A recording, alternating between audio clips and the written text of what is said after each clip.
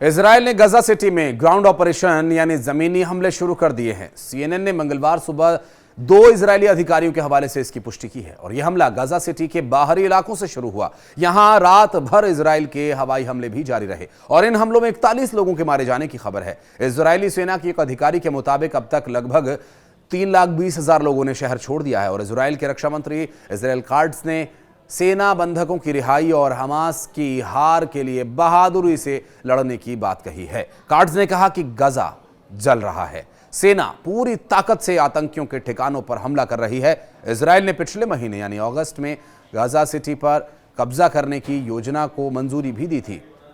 इसके तहत करीब 60,000 रिजर्व सैनिकों को ड्यूटी पर बुलाए जाने का आदेश जारी किया गया और प्लान के मुताबिक गजा सिटी पर कब्जे के अभियान के लिए कुल 1,30,000 सैनिक तैनात किए जाएंगे। सैनिकों को ज्वाइन करने के कम से कम 2 हफ्ते पहले नोटिस दिया जाएगा और पहली खेप में 2 सितंबर को करीब 48 से 50,000 सैनिक यहां पर बुलाए जाने को लेकर के जानकारी मिली थी और दूसरी खेप जो नवंबर, दिसंबर और तीसरी कि फरवरी और मार्च 2026 में बुलाई जाएगी। इस अभियान को एक नाम दिया गया है और इसके साथ ही पहले से छुट्टी पर रहे हजारों रिजर्व सैनिकों की सेवा भी 30 से 40 दिन बाद के लिए बढ़ा दी गई है। यानी जो छुट्टी पर हैं या जिनकी छुट्टियां आगे आने वाली हैं उनको 30-40 दिन और काम करना होगा। ऑपरेशन में 5 आर्मी डिवीजन और 12 ब्रिगेड टीम्स शामिल होंगी, जिनमें पैदल सेना, टैंक, तोपखाना, इंजीनियरिंग सपोर्ट यूनिट्स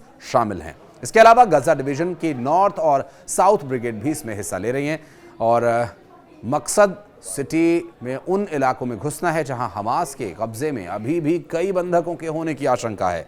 ये वो इलाके हैं जहां अब तक इजरायली सेना ने बड़े पैमाने पर कार्रवाई नहीं की थी। इजरायली सेना यानी आईडीएफ के मुताबिक गजा पट्टी के लगभग 75% हिस्से पर उनका नियंत्रण है और गजा सिटी पर उस इलाके में जहां 25% इलाका उनके कब्जे में है जो अभी कब्जे में नहीं है। फिलहाल गजा सिटी उन इलाकों को कब्जा करने का प्रयास गजा सिटी में सेना करेगा और हमास के पास 58 बंधक हैं। अनुमान ये भी है कि इनमें बंधक अभी भी लगभग 20 जिंदा हैं जबकि 28 मारे जा चुके हैं। बहरहाल आखिर जिसकी उम्मीद थी हुआ भी वही।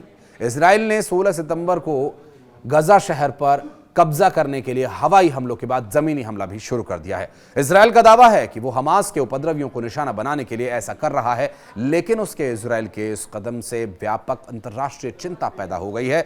संयुक्त राष्ट्र ने इसे गजा में नरसंहार के रूप में इसकी निंदा की और एएफपी की रिपोर्ट के अनुसार संयुक्त राष्ट्र आयोग ने इजराइल पर फलस्तीनी क्षेत्र में नरसंहार करने का आरोप लगाया और कहा कि प्रधानमंत्री बेंजामिन नेतन्याहू और अन्य वरिष्ठ अधिकारियों ने अपराध को चिंगारी दी है।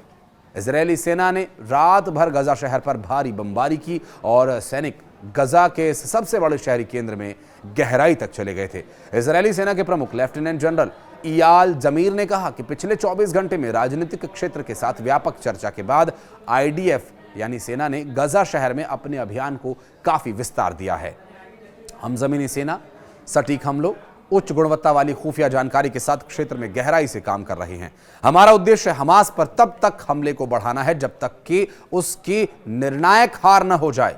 तो वहीं संयुक्त राष्ट्र के प्रमुख एंटोनियो गुटेरेस ने कहा कि इजराइल अंत तक जाने के लिए दृढ़ संकल्पित हैं। उन्होंने कहा कि इजराइल युद्ध विराम के लिए गंभीर बातचीत के लिए तैयार नहीं है, जिसके इजराइल के दृष्टिकोण से नाटकीय परिणाम होंगे। दरअसल रिपोर्ट के मुताबिक इजरायली सेना के एक अधिकारी ने पत्रकारों को यह बताया कि सेना का अनुमान है कि मध्य गजा शहर में 2,000 से 3,000 हमास आतंकवादी हैं और लगभग 40% निवासी छोड़कर दक्षिण में चले गए हैं। उधर इजरायल में बंधकों के परिवार नेतन्याहू के घर के बाहर जमा हुए और उनके ऑपरेशन गजा को रोकने की उन्होंने अपील की है। एक महिला ने कहा कि मेरा एक मकसद है कि मेरा बेटा और जो बाकी बंधक हैं वो घर वापस आ जाएं और इस दौरान इजरायल ने यमन के हूती विद्रोहियों के कब्जे वाले होदेदा पोर्ट पर भी हमला किया और कहा कि वहां विद्रोहियों के ढांचों को निशाना बनाया गया। बहरहाल शांति की बातचीत के बीच अचानक ये हमलों का सामने आना